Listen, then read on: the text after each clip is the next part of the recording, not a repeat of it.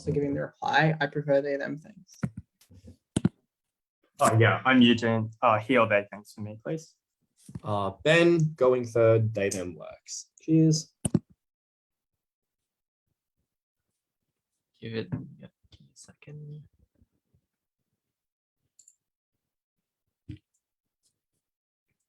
I'm sorry, who's doing reply again? For negative?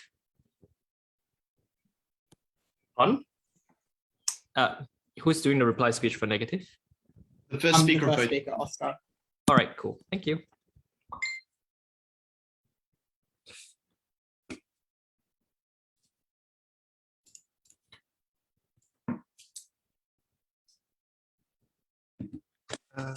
Set up the timer.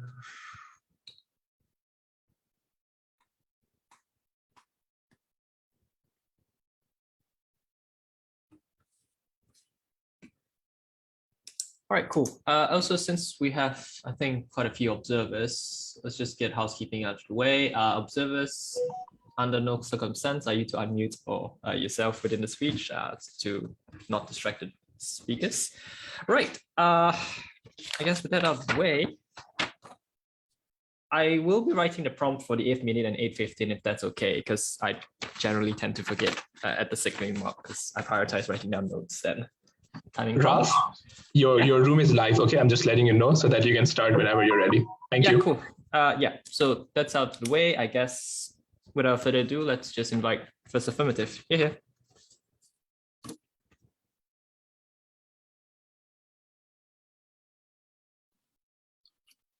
Okay. Just to double check, the motion is the one on Taiwan, right?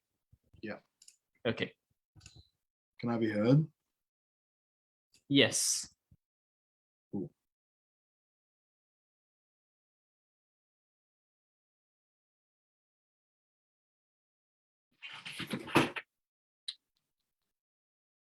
Okay. I'm going to start in 3, 2, 1.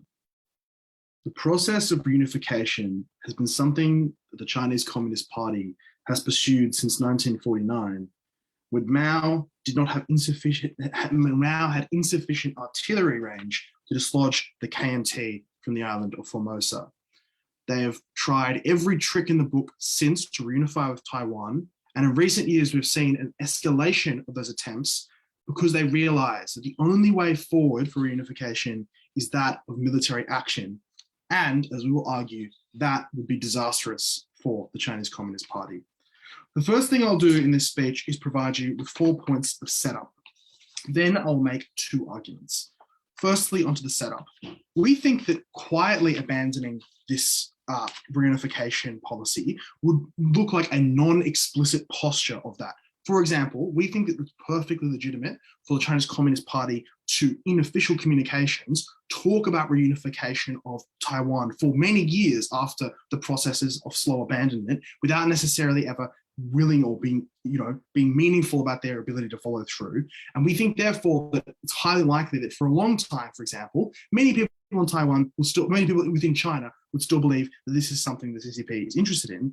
The other thing we point out is we think that quietly it can also look like something of a balanced posture. So as example, people start to realize the CCP is abandoning this policy, you might try and kind of excite, or you might try and satisfy your willingness or your desire for confrontation with other international actors by, doing things like irritating the US in other areas or criticizing Elon Musk, which apparently is what they've been doing recently, and that sort of thing. Secondly, let's just characterize the actor here a little bit. We think the key goal of the Chinese Communist Party is to stay in power and maintain control within China.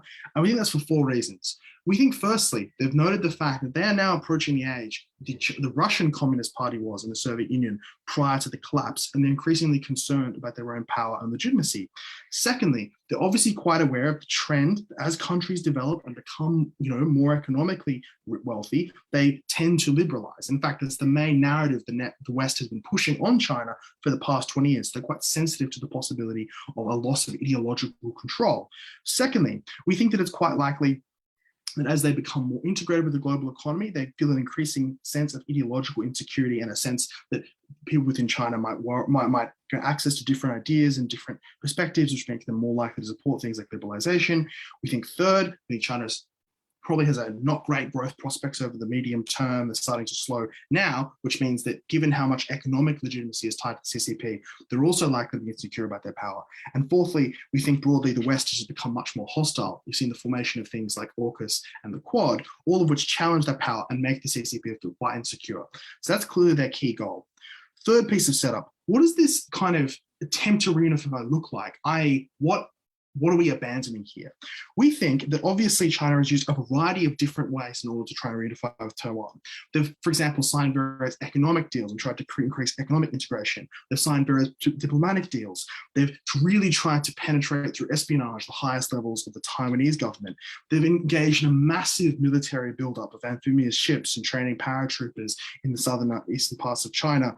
And they've obviously also, expended a lot of their international political capital defending this idea. Like just recently, when Lithuania expressed some pro-Taiwan independence sentiments, China had to spend a lot of their kind of political capital spending, going out of their way to criticize Lithuania, damage, put sanctions on Lithuania, all of which of course come at a cost towards China. So maintaining this has been an increasingly costly thing. And the key context here is that China has been doing all this for a very long time, and they've been pushing on all these different levers for a very long time. And what you see is that Taiwan is quite economically interlinked with China, and that most people within Taiwan are quite happy with the current arrangement, which is separate, but some level of economic integration. And at that point, it's going to be quite unlikely for China to force or push Taiwan to any more level of integration without military intervention, which is precisely why we've seen that escalation in military buildup over the past couple of years. So the context for this debate is either China continues its path of escalation of military buildup in order to pursue the process of reunification, because that's really the only tool they have left, or they quietly abandon and they de-escalate and they keep things on a bit more of an even keel. That's really the choice that faces us in this debate. So with all that out of the way, why then would that military escalation be something that's incredibly bad? The key thing here is that an invasion of Taiwan would be disastrous for the Chinese Communist Party. There are a couple of reasons here. The first reason we'll start with is that the Strait of Taiwan is incredibly dangerous because of the weather, and it's quite choppy and quite difficult to move large quantities of ships across. In fact, you can only really cross during particular parts of the year. And that combined, which means that you only can attack within a certain window of time in a given year. And also, like the availability of satellite technology means that you're really going to be quite predictable in terms of time when you attack, which means Taiwan has a lot of time to prepare. Secondly, amphibious land invasions are just really logistically difficult and quite hard to get across because you're trying to establish a beachhead and a foothold, and that's really difficult to do. And we think, in fact, often the historical memory here is kind of skewed because when we think about this sort of thing, we think about D-Day, but the thing we miss about D-Day is that the Allies had an overwhelming artillery and air superiority within that particular theatre. And China would not have that, decidedly not have that, for the next set of reasons I'm going to get into, which is that while China may have quite a large army, Taiwan has a large set of people, all of whom have served, and could potentially, have a fighting force ready of maybe 1 to 2 million people. And importantly, Taiwan also has access to F-35s, which are superior to the 5th generation of Chinese fighters. They have access to very sophisticated American anti-air material, and that means that it is unlikely that China would ever have the necessary amount of air superiority required to land on those beaches and take them. The final thing we point out is that Taiwan for a very long time has developed insurgency techniques. For example, you'd probably expect in the build up to this invasion, as things begin to escalate and it becomes clear that China is pushing for this, you'd expect Taiwanese partisans in Guangzhou assassinating Chinese generals in the lead up to the invasion, etc., etc. All of that makes it quite hard.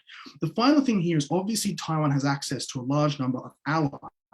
And the reasons for this are one, and you're talking really about Japan, South Korea, Australia, the UK, the US. Why is that so important? It's important because we think that the US often feels like it lacks credibility after Afghanistan and wants to be able to show that it can defend allies, but also the US is very, very invested in Taiwan, has been for a long time, and increasingly feels insecure and is increasingly hostile towards China. And we think structurally, when you think about the more hawkish elements of the American kind of political system, maybe as members of the right on the Republican Party, they're likely to be, Republicans have a bias in the Senate, which means they're likely to have a large sway in deciding American politics geopolitics into the future, and broadly the American NatSec group are very hostile towards China. The second reason is Taiwan has 80% of the world's semiconductor manufacturing capacity, and broadly, China is seen as a hostile and aggressive actor that other nations want to check. And all of that means that it's quite likely that Taiwan would receive considerable support from other nations. And at the very least, China can't be sure that they wouldn't receive allied support, especially from a nation like Japan. And that means in order to deal with the threat of those allies coming in, because if those allies come in, your invasion is really difficult to get off the ground. You're likely to have to launch preemptive strikes against Japan and the US military bases in Japan, which of course, distracts your ability to invade was incredibly difficult. All of that means that given the military superiority of the Allies plus Taiwan, you're likely to experience a serious defeat, or if not, an extremely Pyrrhic victory. You obtain a country that has been destroyed by war in return for an enormous political and economic cost. And that means you're incapable of focusing on the things that China might want to focus on. Dealing with the issue of rural poverty, focusing on the issue of decarbonization, transitioning to a consumer economy. All of those are the things that you aren't able to do because you're focused on the flawed quest of trying to reunify Taiwan. Do de-escalate, do not pursue further reunification. All right. Thank you, first affirmative. Gentle reminders, speeches are 8 minutes long. After 8:15, judges will stop writing. Okay, with that out of the way, I'd like to invite first negative here.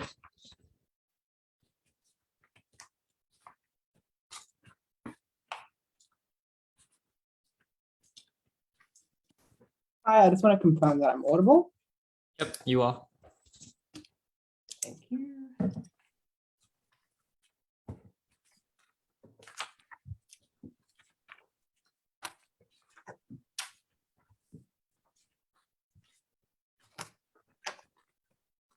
Sorry, I'm just organizing my notes.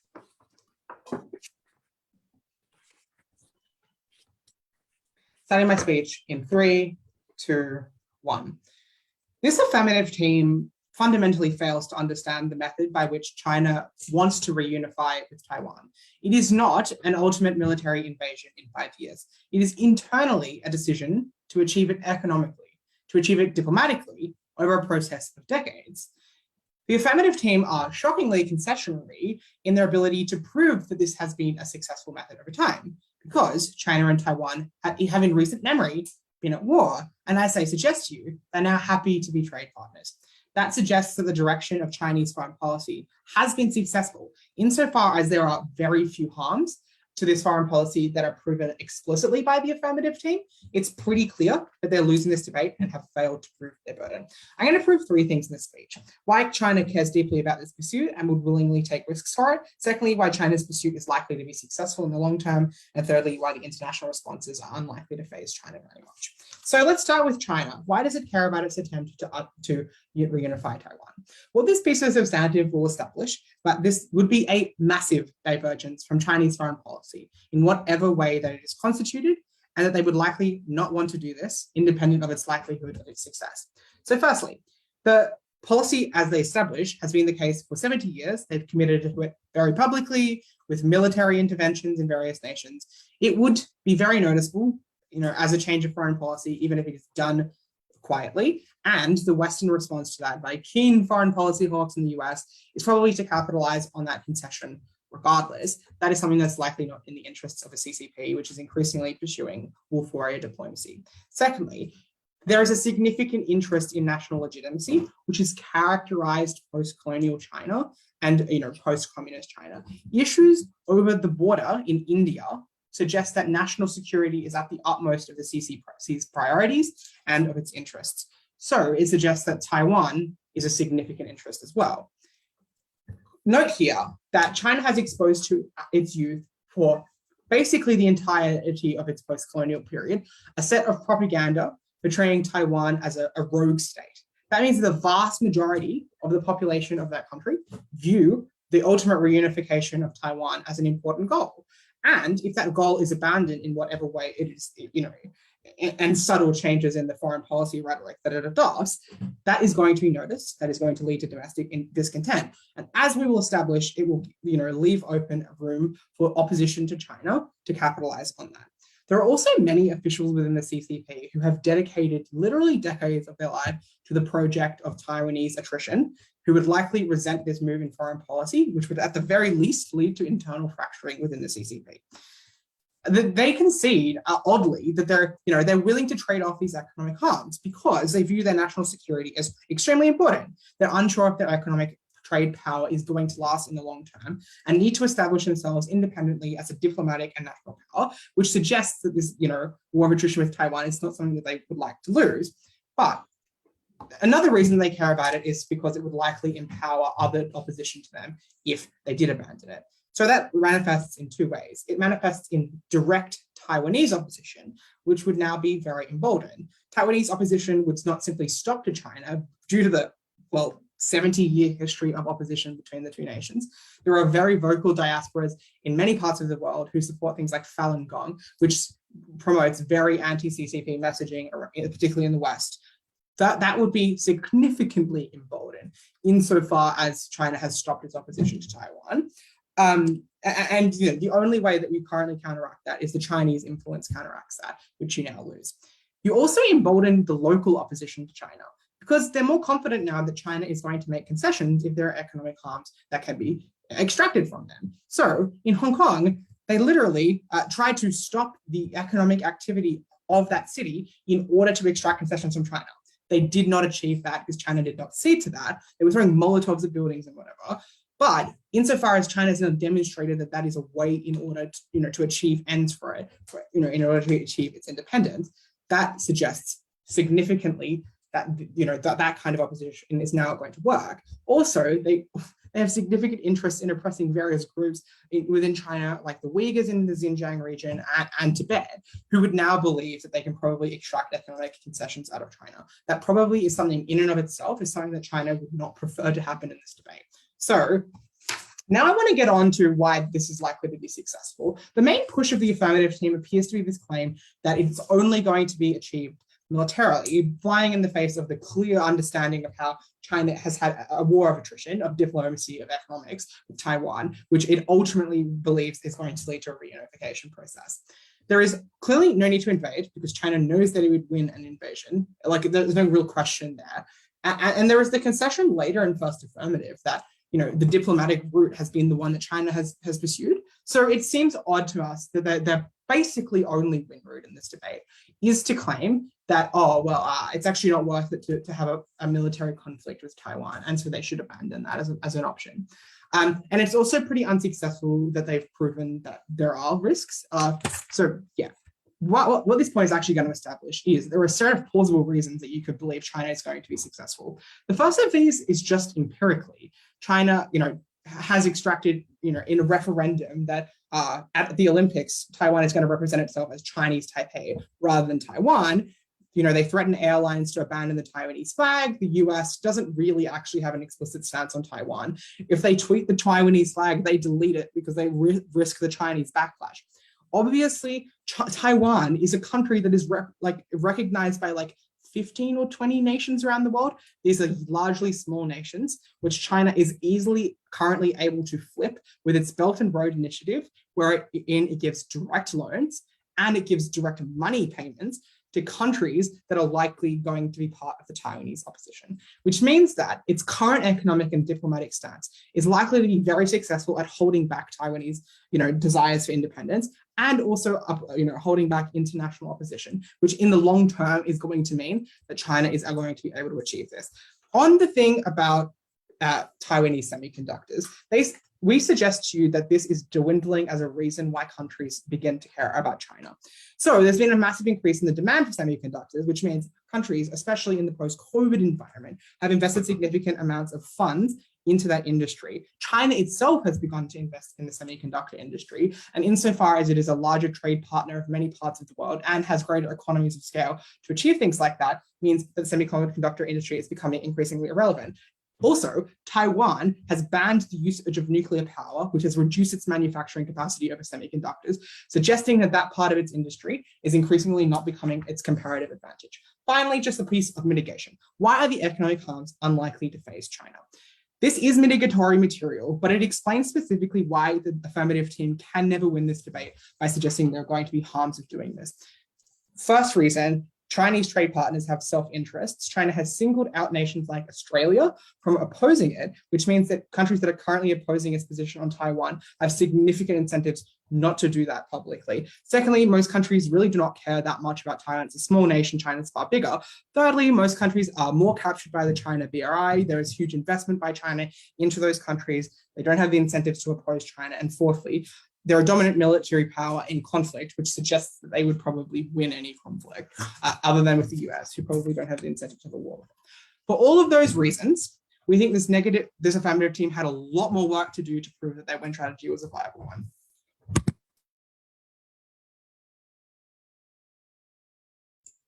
All right, I think the first negative. I'd like to invite the second affirmative.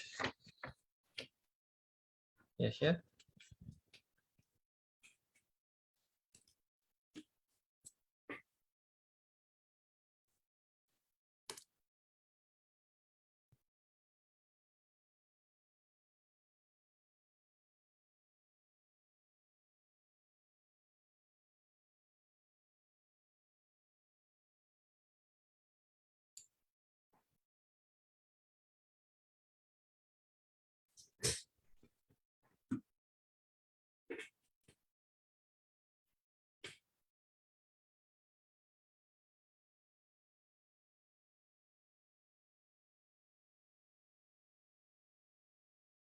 Hello, am I audible? Yep. Thank you. I'll begin my speech if everybody's ready in 3, 2, 1. Firstly, I'm going to rectify this definitional falter by the negative team, talk about the interests of the CCP. Secondly, whether this invasion will be successful or not, and how much it will cost even in the rare case that it is successful. And finally, onto the opportunity costs and domestic policies that CCP absolutely cannot pursue if it is busy with dealing with this, waste of effort on Taiwan. Okay, so firstly, on the interests of the CCP and the weird definitional push we get from the negative team, we hear this argument that as the affirmative team saying that the next logical step is invasion, we are absolutely crazy because of two things: because of A, revealed preference, and because of B, set of two assertive mechanisms about why warfare of attrition is likely to get Taiwan to cede its sovereignty to China, because they have a revealed preference to enjoy economic trade, even though China was mean to them once before in the past. Let's just deal with this logic really, really quickly. The first is to say that diplomacy won't work because it's a pathway, reunification is a pathway that China has been wandering along for 70 years and now stands at a fork, right? This is a miles-long road which started with the type of diplomacy that exists in the status quo. That is all that negative team is willing to stand by in this debate, and it has reached a point where they still have not reunified with Taiwan, despite those efforts happening, despite those efforts escalating, and despite those efforts having taken place over 70 years. It clearly has not led to China and Taiwan being the same country. It has clearly led to this being a huge issue of international debate. So it was a really strange push to say, oh, it's basically already reunified, 5 more years of what we've been at the whole time, all good boys, it's going to be reunified. But secondly, it's just factually incorrect, because if you've read an article about Taiwan in the past year, you know that there are things that China itself and CCP, the actor in this debate, whose belief about what needs to be done in order to reunify with Taiwan is the metric by which you must judge this debate, is doing things like investing heavily in amphibious vehicles that are designed specifically to land on Taiwanese beaches, is doing things that are clearly showing that the next step is military invasion. There are boats popping up all over places in China that because clearly they know that if they go through with this policy, they need to do it militarily and they need to do it through an amphibious landing. So that fact needs to be dealt with by the negative team in order to prove that the CCP genuinely believes in this debate. They can get reunification through diplomacy. But the final thing is that this team is just standing for the status quo, and it wouldn't be a debate if that was the case. We're very happy for China to continue having a strong economic integration with Taiwan, but the fact is that won't lead to reunification for one clear reason, which is that Taiwan and a lot of actors within the global context that we pointed to, actors like the US, actors like the UK, actors like Australia, South Korea, and Japan, see this as a huge threat, not only to Taiwan's national sovereignty, but to the global, regime of liberalization and democracy that we care about in the status quo. So a lot of people won't be happy if this happens, which means that China needs to step up some big guns in order to get reunification to take place. Please engage with the real debate. Moving on to then a couple of other responses about the interests of the CCP. They told us, look, that because the direction of diplomacy has been successful, we can believe that it's likely to happen. We tell you that Taiwan literally does not want to reunify, and it is training right now to prevent this battle from taking place. Taiwan is investing more than it can afford to in its military right now as we speak, is running training exercises in the ocean where Taiwanese soldiers are practicing what would happen if their boat capsized, where they are imitating tactics used by the US Marine Corps because they're specifically dealing with the case where China is likely to invade them because they don't want that invasion to be successful. But they then tell you that, this will be really bad because even if you do this quietly, people are likely to start criticizing the CCP. Western policy hawks are likely to see that you have given up, that you are not going to go ahead with the invasion of Taiwan, and now they're going to talk crap about you. Like, if the CCP cared about people talking crap about them in the West, they wouldn't be committing a genocide right now that a lot of people are talking crap about. That is not a revealed preference of the CCP's interest in this debate. And this negative team will need to do much better to prove that that is something that they care about. But furthermore, people within Taiwan speaking out against the CCP as being the only other interest this team is willing to engage with in this debate also doesn't make any sense. Because if Taiwanese criticism from Taiwanese, democracy fighters is like the biggest thing the CCP is scared of, then obviously then you should vote for our side of the motion, right? Where you don't invade their sovereignty and therefore they aren't emboldened and enraged to argue against you and do whatever it takes to take you down after their sovereignty has been ceded, as we saw happen in Hong Kong. And this is what the CCP is likely to have at the forefront of their mind while making this decision. So now bringing you on to the opportunity cost that this is going to come at for the CCP. So we believe that right now, the CCP is facing a lot of long-term challenges that threaten its sustainability, that threaten its legitimacy to power over the next 20 to 50 years, that it is facing a critical window of opportunity to deal with right now that it simply won't be able to deal with if it goes ahead with this military invasion of Taiwan, which will be incredibly resource extensive, that we told you 6 reasons why it's unlikely to work, that we told you is very costly, that is likely to lead to World War III or some other kind of international, skirmish that's going to cost them a lot economically, and that the only response we got back to was like, no, it won't, without any mechanisms of rebuttal, whatever. They just said, it won't work. Give us a mechanism, please. So the opportunity cost of wasting all your time and money on this effort that is likely to fail, but even if it succeeds, is likely to be extremely costly, are a couple of things. Firstly, China has a problem with rural poverty that is leading to a lot of people losing faith in the CCP, which has historically, defended itself with the fact that it's providing economic prosperity to its people. But secondly, a lot of China's growth is heavily dependent on carbon-intensive industries that they are no longer going to be able to access over the next 50 years when more and more carbon policies come into international ratification. They currently face a crisis where they must rectify their rate of growth in a way that is less carbon dependent if they have any chance of continuing to be a world economic power. Thirdly, though, they have the highest capital dependency ratio of any country in the world, meaning that all of their medium-term growth economically has come from a huge investment in things like capital buildings, things that depreciate, basically, assets that cannot provide future long-term growth. And they've been relying on this model, which means they are inherently weak to long-term economic lack of growth, meaning that if they don't do something about it now and they're busy off fighting a war, which we all know is very bad for a country economically, they can't rectify it in time, and it means that India will certainly overtake them in terms of economic growth. Fourthly, though, they have a demographic problem of the birth rate and the aging population, which means that they are unlikely to be able to rely on the workforce and increasing productivity as a source of growth into the future, but also that unrest and civil disobedience is likely to be on the rise. All of these issues are time sensitive and need to be dealt with now and cannot be dealt with if we are too busy wasting our time on Taiwan. And importantly, the CCP will care about this the most because the CCP knows a couple of things.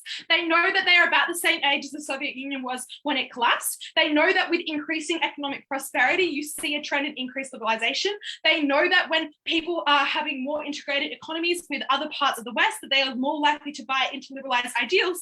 And fourthly, they know that a lot of people within China are starting to be really dissatisfied about the CCP and talk about it on platforms such as WeChat, when they're doing things like being really inconsistent with local governments, where people are doing more liberalized things like getting married less, having children less, women are working more, yet these people, single mothers are not able to access social welfare in some local governments, but in a local government 2 miles away, they are. This is creating a lot of dissatisfaction with the CCP that needs to be, have energy dedicated towards it, and they can't afford to if they're busy fighting a war with Taiwan. Finally, we need real responses about why this invasion won't be successful other than an assertion that it won't. It was important for this team to engage with the real motion, and it was important for China to focus on its own problems, lest it fall within the next 20 to 50 years.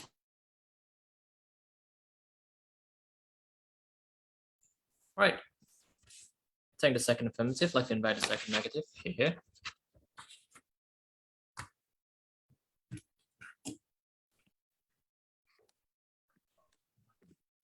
Hey, can I be heard and seen? Yes. If you just give me a second.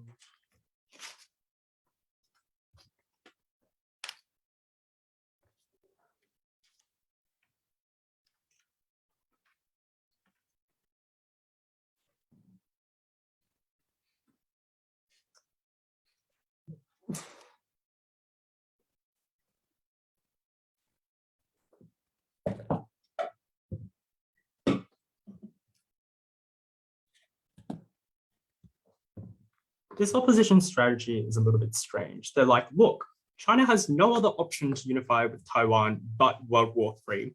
And their mechanism here is just like, look, well, all the other means have kind of stagnated. I'm not sure how fast realistically they expected China to unify with Taiwan, but to give a bit of context, like 50 years ago, right? China and Taiwan had a war. Taiwan, the former government leaves to Taiwan, right? And China at that point in time is like a developing country with an incredibly weak economy. It's not recognized by any country internationally. All of them recognize Taiwan as the ruling party of the entire nation of China. And I question over that 70 years initially, but really only kickstarts within the past 50 or so, whether China has made substantial progress in the unification of Taiwan or not, because it obviously has. It has now only got, Taiwan only has 15 or less than that or so of small island nations like Ecuador and El Salvador still supporting them. It seemed incredibly plausible to us that sure, unification wasn't going to look like in the next 10 years, Taiwan is a part of China and everyone like it lives happily ever after. Of course, it was going to look like lots of the small steps that China had been literally employing over the past 50 years. That is, ensuring Taiwan never got its independence. That looks like things, making sure Taiwan accepts that it is a state of China, a province of China, and doing things like minimizing Taiwan's international influence, doing things like improving the interconnections between Taiwan and China. I literally wanted to do this last thing, which is actually just empirically true, which is to point out a series of white papers and a series of speeches that Xi Jinping has given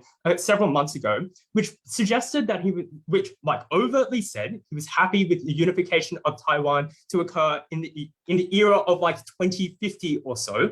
That has definitely been on international news. It was crazy to think that the opposition's like Hail Mary in this debate is the military buildup must be for an invasion because they need to unify with Taiwan this instance right now, which is totally inconsistent with Chinese policy of the past 50 years and totally inconsistent with the reality on the ground that what China has literally just said that how it intends to integrate with Taiwan and eventually unify with it. Let's look at what the opposition's case is, because its case is like, look, what is going to happen here is that China is looking for an invasion. This is just thoroughly untrue and obviously and intuitively very implausible. But why is it then building up its military on the Taiwanese border? A few reasons. First, most obvious, is that it has said concretely a million times in the news that Taiwanese independence is a red flag where it would invade. this has the strong and enormous threat to both the US, which does not want to get involved in any of that type of invasion, but way more importantly, to a set of Taiwanese politicians which are particularly radical and particularly pushing the Taiwanese independence in their parliament. They get smashed by both the populace and by the rest of the parliament, who is terrified of these rogue politicians going to all-out war with China. And note, this was the whole point of the military buildup, right? That is what they were trying to do, use this as a threat to ensure that no funny business happens with Taiwanese independence. But second, it is to increasingly pressure Taiwan to make concessions, right? These things, I think most prominently, like pressuring voters to minimize anti-Chinese sentiment within their parliament, and in particular, minimize discussion about Taiwanese independence. The biggest example we gave you of this is the referendum that Taiwan has over whether it should call itself Chinese Taipei or not, which overwhelmingly suggested that the Taiwanese populace was willing to make concessions to China to not aggravate them. Gave you lots of structural reasons why that was likely to be true. Things like immigration and intermingling and intermarriage of the two populations, things like the substantially integrated economies of the two countries, but also the increasing openness of Taiwan to the rest of the world and international trends, all of which have meant that it has been less kind of aggressive against China recently, and why therefore that this threat of military invasion was so successful. So let's be more plausible here. China obviously was not going to start World War III. It's just using this as a threat. It's why it didn't matter much in this debate, why the opposition's case honestly was just strategically a little bit questionable. Second then, what does the opposition give us? Let's look at their other big push, I think, which is like, oh, it just consumes capital from other things the Chinese government desperately needs to be doing. First, this consumed capital is actually a really good investment. Two instances where it goes. First is where that country backs down. It's interesting that they gave Lithuania as an example, because this was an awesome win for the Chinese government. They get a country that now backs down and says, whoops, we shouldn't have said that. That was a mistake. This has, firstly, an enormous chilling effect on anti-Chinese rhetoric, anti-Chinese policy that government therefore then pushes out. But second is it substantially strengthens pro-Chinese rhetoric within that country. You can point out the concessions that your politicians make, but moreover, you often have the concession therefore more broadly in society that the mutual economic benefit is not worth risking Chinese aggravation, which is an important and powerful message the Chinese government wishes to send through these countries. But let's look at the instance where these countries don't back down, which I'll note empirically is minority, but whatever, we win it anyways. Best example they have here is on Australia and its trade relations with China. Note that those are explicitly made an example of why you will suffer if you go against the Chinese government, leverages its full diplomatic and economic might to make that country suffer.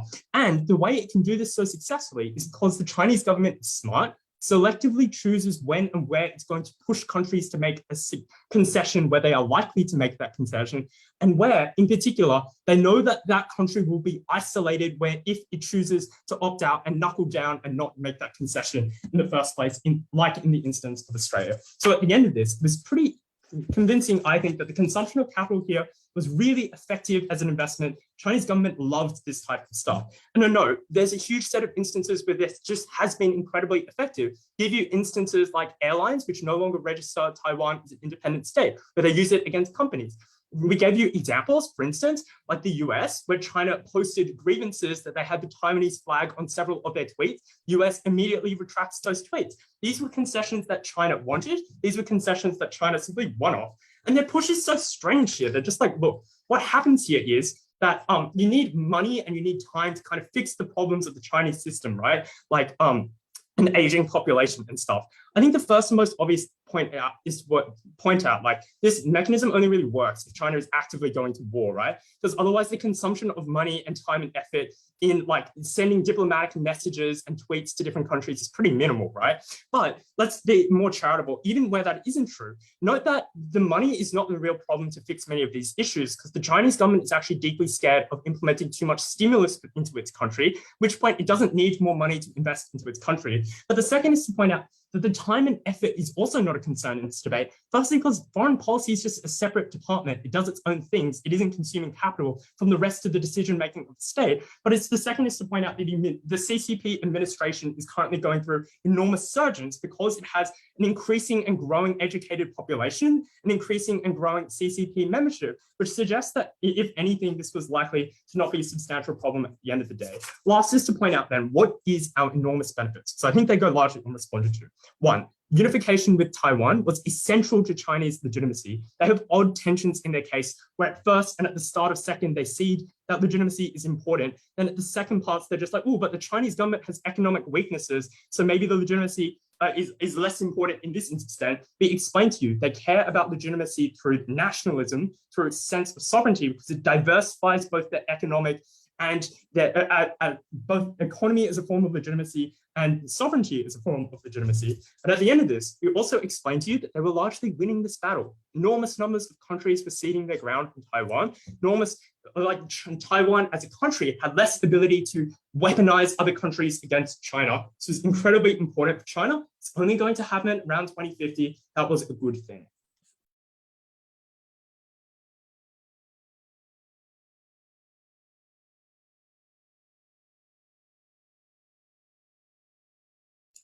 Right, I think the second negative, I'd like to invite the third affirmative. You're here.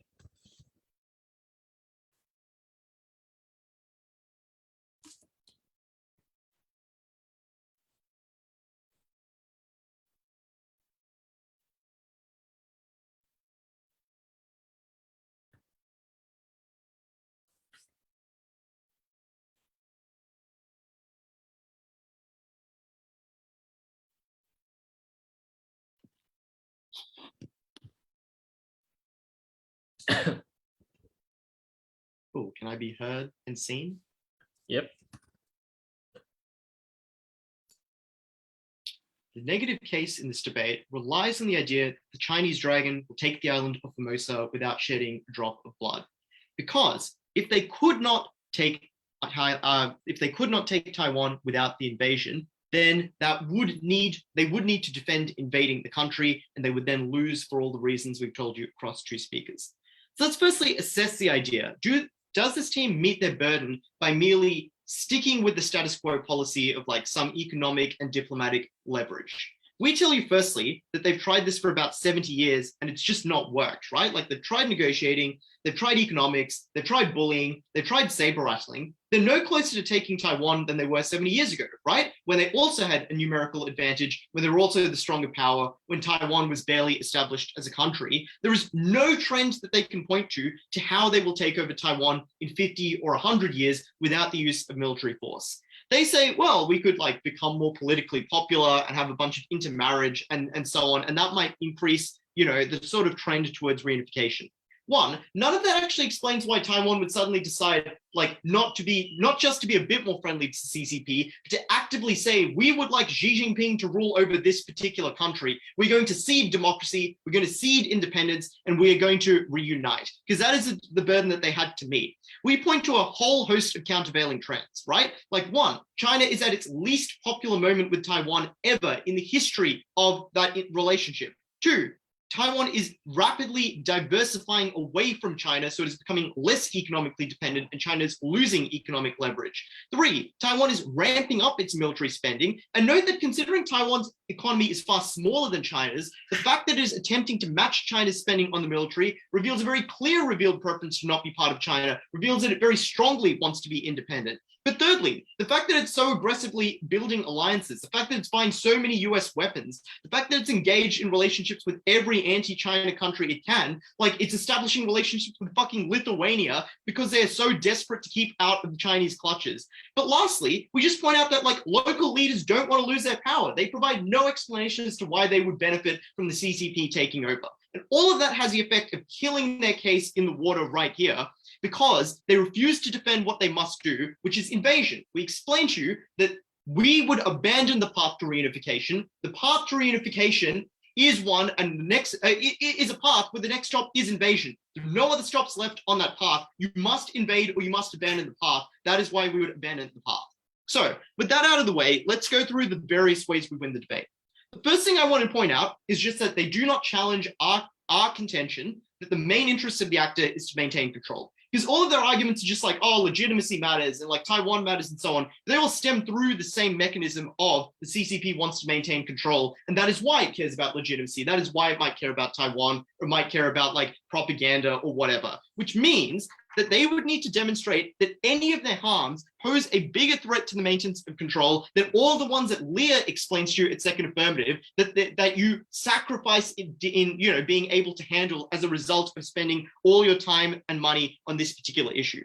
But secondly, I just point out that like how weak and tenuous this claim is. They're like, well, conquering Taiwan is essential to legitimacy. Losing it would deal a huge blow to the CCP's control, but they haven't done it for the past 70 years, and we would maintain the status quo, right? Like we wouldn't invade, we would just keep saber rattling and doing what we're doing right now. That is what abandoning the path is. So why would suddenly the CCP's legitimacy evaporate? We suggest it's far more likely that the opposite is true, that the CCP's legitimacy probably stems from things like its economic growth rate, which is now slowing. And it's probably a reason why you should care far more about addressing the problems that Leah gives to you than the ones that Eugene wants to talk about. So with that out of the way, the first thing I want to examine is why this invasion would necessarily fail and lose them the debate. And secondly, why even if it doesn't fail, you could have done far better things that would provide better benefits to the actor and therefore win us the debate. So why would the invasion fail? We give you 6 reasons. Firstly, that it would be incredibly predictable because the strait can only be crossed during a certain time of the year. There's satellite imagery. Secondly, that amphibious invasions are really hard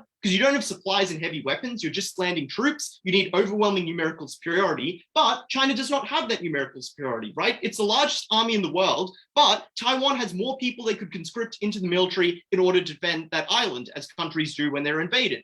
That Taiwan has a technology edge because it has things like 5th generation fighter planes from the United States, that it would engage in counterinsurgency tactics on the mainland that would weaken the CCP's grip there. And lastly, and most devastatingly, that a range of allies like Australia, the United Kingdom, the US, Japan, and South Korea would all immediately come to Taiwan's aid.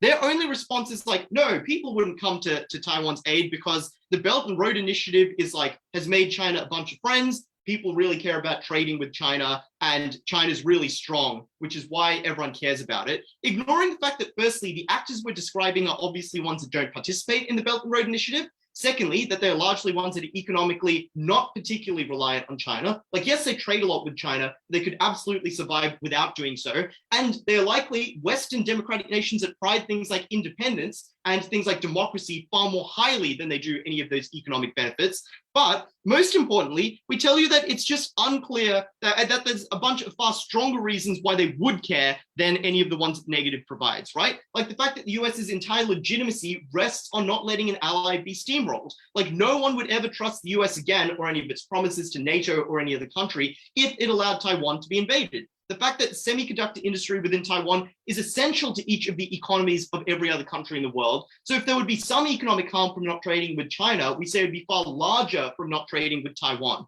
Their only response is to say demand for semiconductors is very high. Yes, because there's a huge shortage of them, which is why they're critical, which enhances this argument and was really kind of stupid for them to say.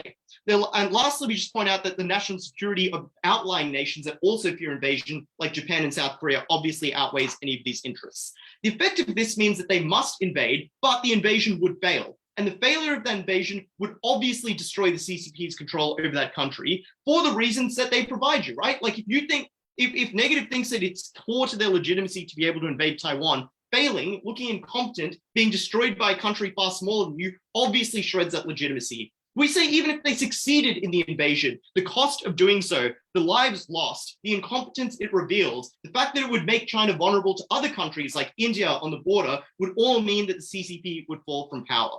But lastly, and this receives very little response, we explain to you a whole range of reasons why engaging in this policy with Taiwan means not being able to address a range of other problems that also very directly and more clearly pose threats to the CCP's legitimacy. So even if you believed everything in their case, we tell you you're better off dedicating resources rather than like to all the spies you have in Taiwan and the huge military buildup and all the political capital it takes, to addressing things like your slowing economic growth rate, which you could do by, for example, tackling a demographic crisis and a rural poverty rate. That mean you'd need to do things like totally revamp your welfare system and do things like repeal the cow system that limits where people could move, or do things like deal with climate change, the most obvious and pressing issue for every country, including China, because it poses an existential risk to that country existing, because the storms and desertification will starve the country, because border tariffs from countries like the EU will mean it will no longer be competitive competitive in economic markets because it needs clean sources of energy so that the pollution doesn't literally choke people to death in cities like Beijing.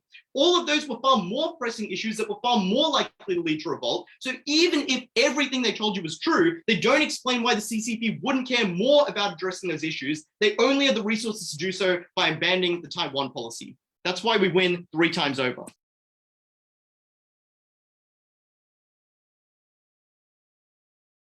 All right, I think it's an affirmative. I can write it to negative. You're here.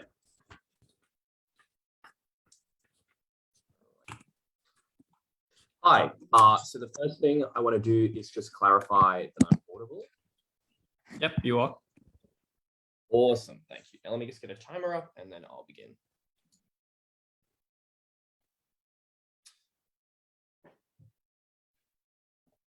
Cool. Starting my speech in 3, 2, 1.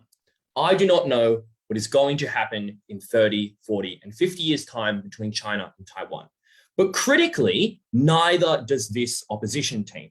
And they hinge their case on the ability that they know that relationships will deteriorate, that there will be a war, and that ultimately the strategy that is being pursued currently has to fail. And that is why they will lose the debate. Because ultimately, they set up a comparative that they never proved, that was ultimately pretty assertive, and was unlikely and ran counterintuitive to the trends that you already saw.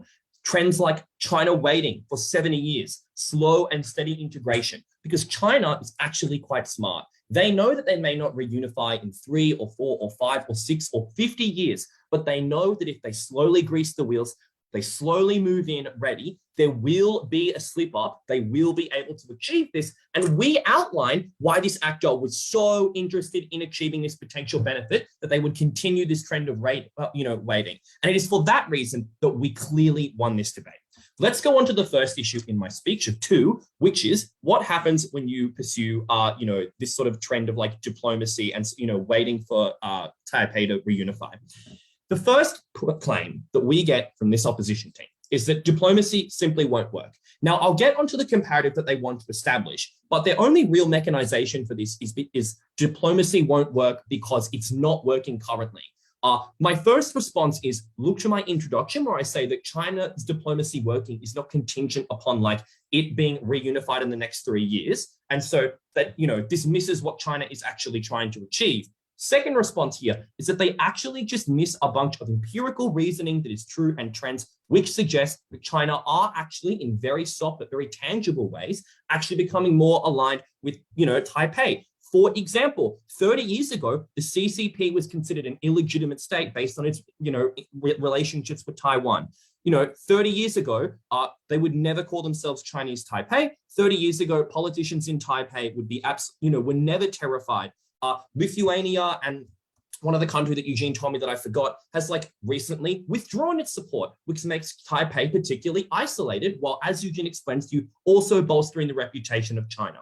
And what this demonstrates to you is that on an international level, in terms of legitimacy for China, but also in terms of its ability to achieve national sort of identity and legitimacy within its country, this strategy is succeeding.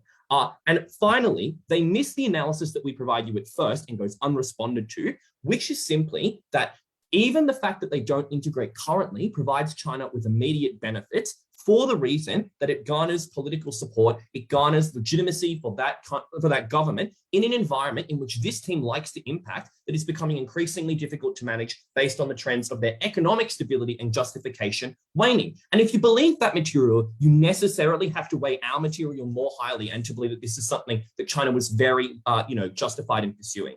The only real response to this final thing comes out at second, which is just China doesn't care if the West talk crap about them.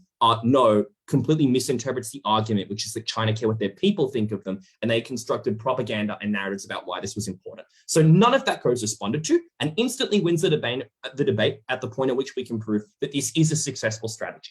So then let's move on to sort of their impacting, which I'll deal with briefly, which is just China's rate of growth is falling. It's at a critical juncture. Firstly, I've already alluded to the fact that if you believe this, you ought also believe that China would be justified in pursuing other policies, such as the peaceful, as Xi Jinping says, the peaceful reunification with Taipei, in order to bolster political support for the reason that they're losing current justifications for the government.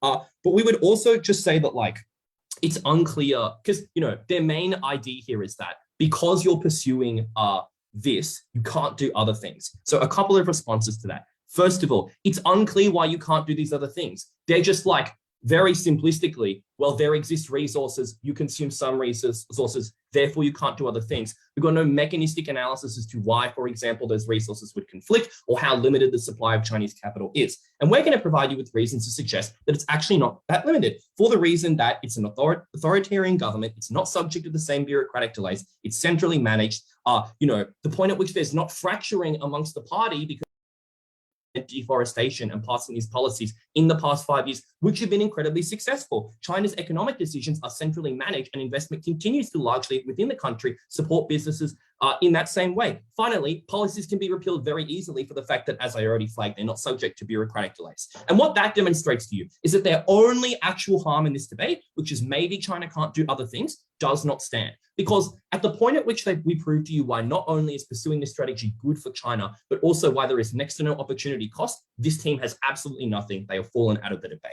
Then let's move on to the second issue, which is effectively an even if response to their ridiculous counterfactual, which is like China goes to war. So will an invasion occur? Second issue of this speech. The first thing I'd like to note at the outset of this is that we provide you with Eugene and Oscar a series of reasons to believe that this is an unlikely comparative. Reasons such as you're already incredibly integrated into the economy and you have already been achieving significant trends, as I outlined earlier, to suggest that, going to war would not be good, but the threat of going to war is actually an incredibly effective technique. We also demonstrate to you at Eugene that there are things like the referendum in Taipei that suggest that Taiwan would not be willing to go to war, and they've considered that they would be willing to, further integrate or, give up ground because they do not want that reality. But let's directly then respond to an even if of their ridiculous fucking counterfactual. They tell you two things. One, weather makes it hard to invade so they can prepare. 4 responses. 1, as I already flagged to you, the threat of invasion is what's important here. 2, I'm just confused as to why you can't do things like aircraft targeting and putting sanctions on people. And no, you wouldn't have to bomb the shit out of Taiwan to win, because as I've demonstrated to you, you only need to show a minor amount of support in order for Taipei to likely concede this war in the first place. So it's not like you just get a shit country at the end of it. Finally, they already have a series of troops that they've been there, which both teams concede upon as an empirical fact, which leads to suggest that invasion would actually be quite easy. The other main reason they give for why invasion would fail is that you're going to get support from nations like the US. And this is like their other main push. Let's give 4 responses to suggest this isn't true.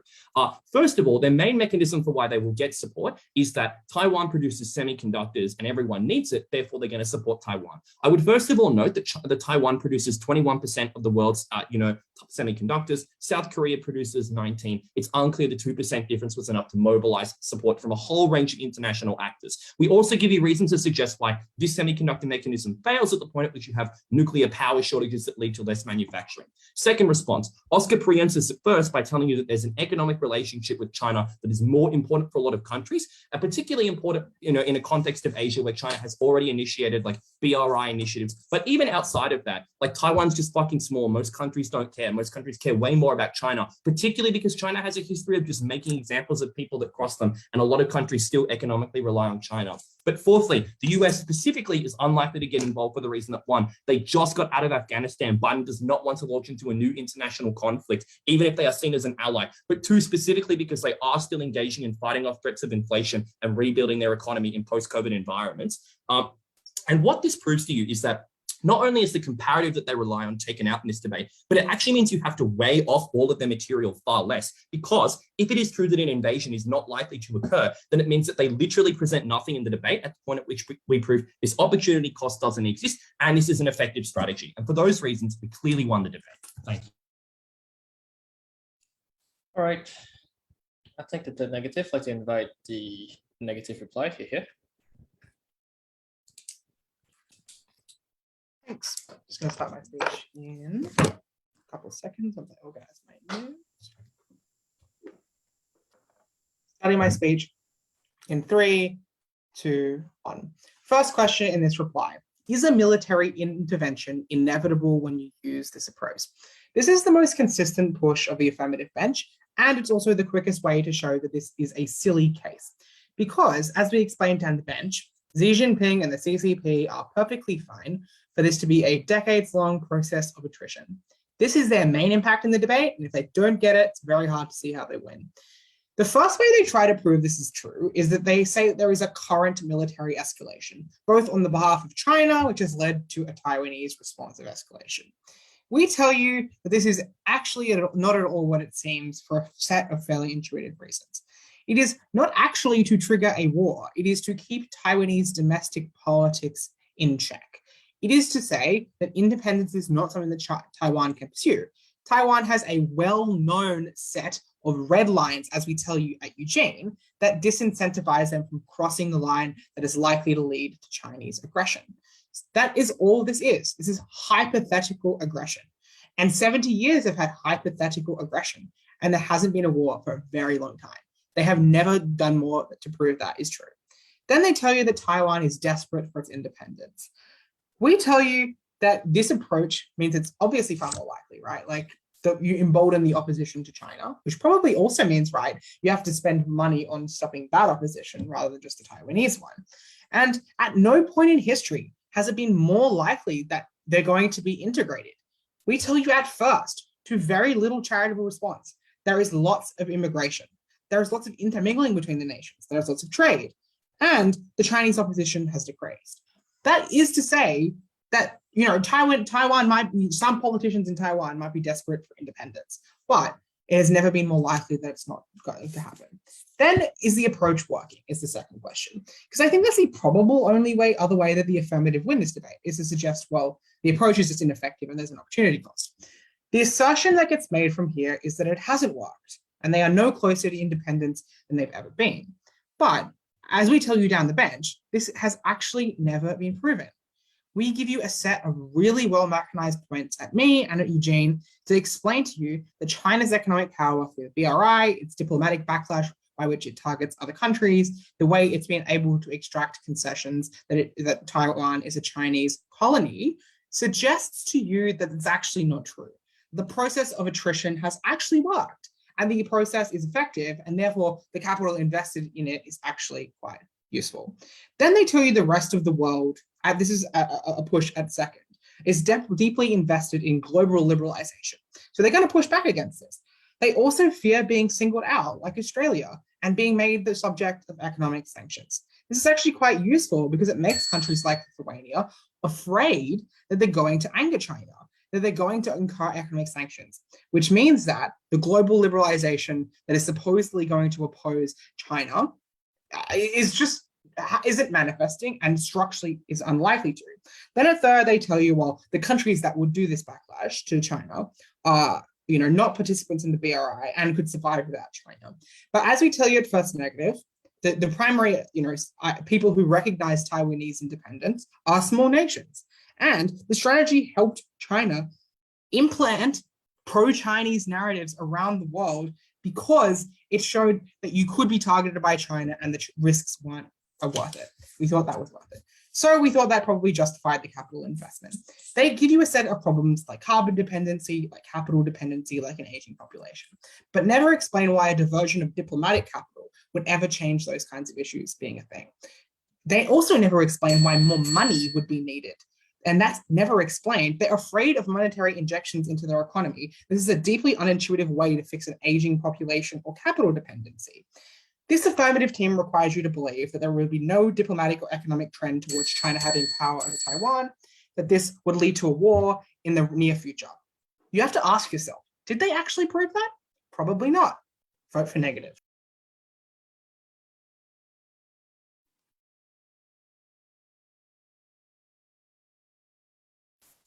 All right, I take the negative reply, and to conclude the entirety of the debate, I'd like to invite the affirmative reply. Here.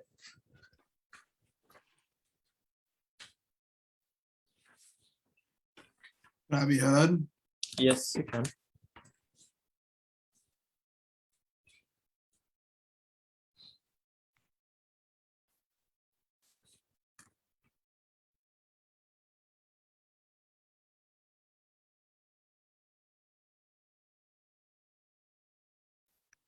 Okay, I'm going to start in 3, 2, 1. 2 questions in this debate. The first question, is peaceful reunification possible? The reason I'm starting with this question is because it's the fastest way for side affirmative to win the debate. Because side negative staked their claim to victory on the idea that reunification without invasion was a viable path forward. And you know that because third negative was very, very eager to call the prospect of war fucking ridiculous. So let's examine this.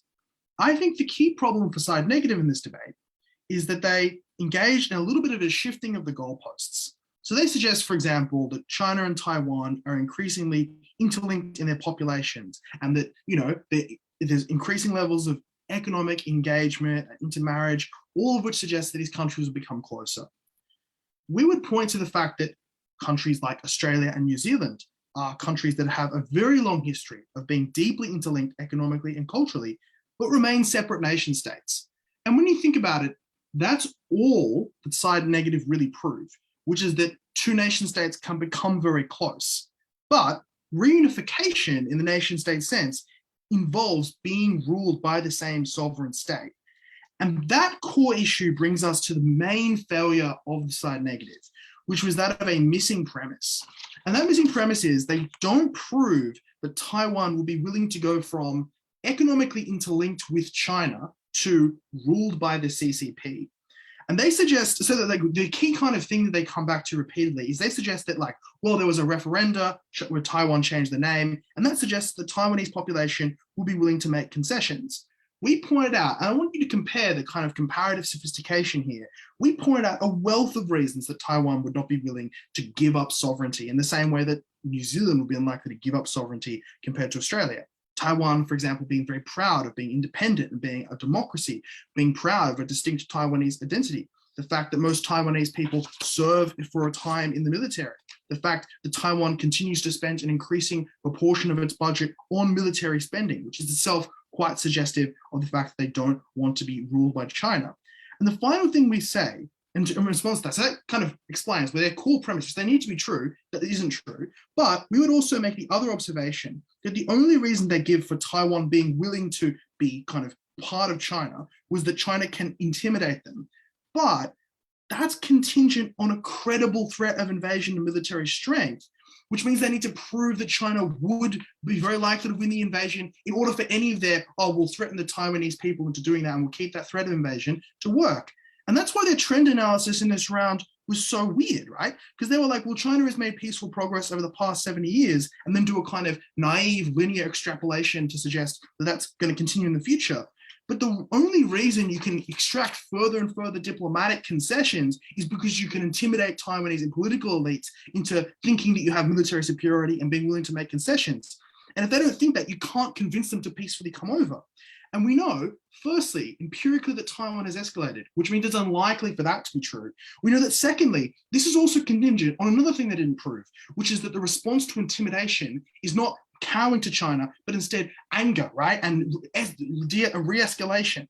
And they also need to prove, right, that this invasion would actually be important and Taiwan would not have international success in an international environment where there are at least several very powerful actors like the United States and Japan that are increasingly anti-China. And they never really proved that. So that brings me to the second question. It's quite a short one because they never really engaged with it, which is what would an outcome of invasion of Taiwan would be? We explained the invasion itself would be unlikely to be a success for reasons of geography and the asymmetry of defense versus trying to conduct an amphibious invasion. We also explained that allies would very likely get involved, right? Japan and the US were increasingly hawkish. AUKUS and the Quad were increasingly involved. But we have a preemptive response at first act, which also deals with this, which is even if China thought it would be unlikely for allies to be involved, they couldn't guarantee it. And at the moment allies get involved, China is in a massive, massive war. So logically, the only way to fight that war is to launch preemptive strikes, which means no matter which way you do it, the invasion of Taiwan would involve dragging in all the Japanese and the US, which result in a massive war, which would either result in a very costly defeat or a very, very costly victory. Incredibly, incredibly proud.